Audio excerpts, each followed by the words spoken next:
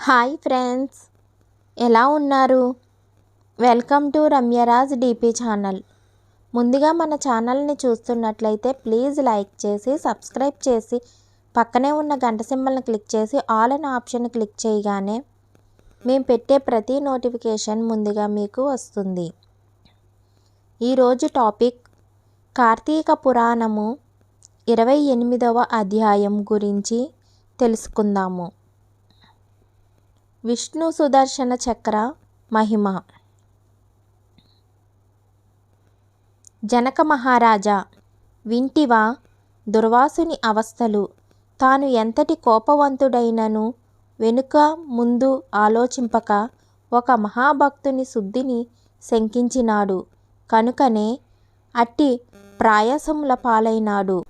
కావున ఎంతటి గొప్పవారైనాను వారు ఆచరించు కార్యములు జాగ్రత్తగా తెలుసుకొనవలెను.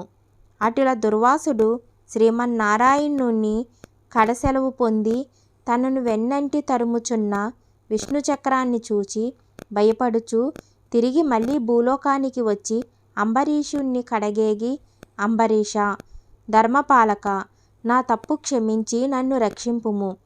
నీకు నాపై గల అనురాగముతో ద్వాదశి పారాయణమునకు నన్ను ఆహ్వానించితివి. కానీ నన్ను కష్టములు పాలుచేసి వ్రతభంగము చేయించి నీ పుణ్యఫలమును నాశనం చేయ తలపెట్టి తిని గాని నా దుర్బుద్ధి నన్నే వెంటాడి నా ప్రాణములు తీయుటకై సిద్ధమైనది. నేను విష్ణు కడగేగి యా విష్ణుచక్రము వలన ఆపద నుండి రక్షింపమని ప్రార్థించి తిని ఆ పురాణ పురుషుడు నాకు జ్ఞానోదయము చేసి నీ వద్దకెళ్ళమని చెప్పినాడు. కాన నువ్వే నాకు శరణ్యము. నేను ఎంతటి తపస్శాలినైనను ఎంత నిష్టగలవాడనైనను నీ నిష్కలంక భక్తి ముందు ఇవేమీయూ పనిచెయ్యలేదు. నన్ను విపత్తు నుండి కాపాడమని అనేక విధాల ప్రార్థించగా అంబరీషుడు శ్రీమన్నారాయణ్ణి ధ్యానించి, ఓ సుదర్శన చక్రమా, నీకివే నా మనస్పూర్వక వందనములు.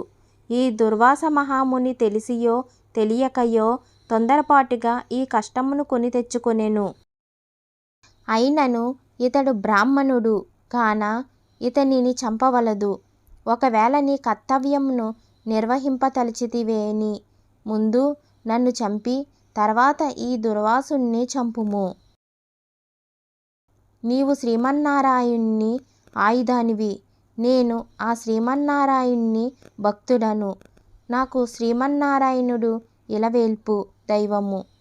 నీవు శ్రీహరి చేతిలో నుండి అనేక యుద్ధములలో అనేక మంది లోకకంటకులను చంపితివి గాని శరణుగోరు వారిని ఇంతవరకు చంపలేదు. అందువలననే ఈ దుర్వాసుడు ముల్లోకములు తిరిగినను ఇతనిని వెంటాడుచూనే ఉన్నావు గాని చంపుటలేదు. దేవా, సురసురాది భూతకోటులన్నీయు ఒకటిగా ఏకమైనను నిన్నేమియూ చెయ్యజాలవు. నీ శక్తికి ఏ విధమైన అడ్డునూ లేదు. ఈ విషయము లోకమంతటికీ తెలియును.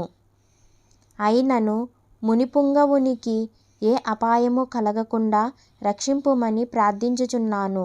నీ యందు ఆ శ్రీమన్నారాయణుని శక్తి ఇమిడియున్నది.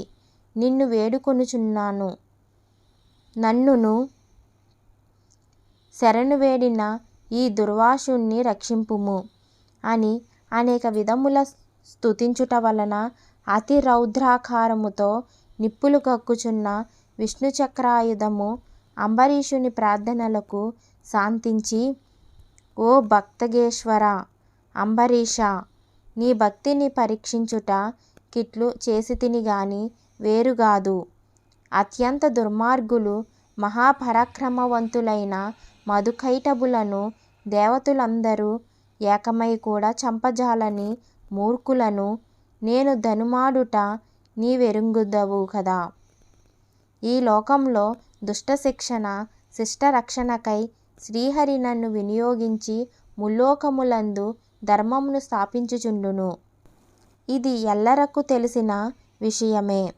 ముక్కోపియగు దుర్వాసుడు నీ పైన పగబూని నీ వ్రతమును నశింపజేసి నానా ఇక్కట్లు పెట్టవలెనని కన్నులెర్రజేసి నీ మీద చూపిన రౌద్రమును నేను తిలకించి తిని.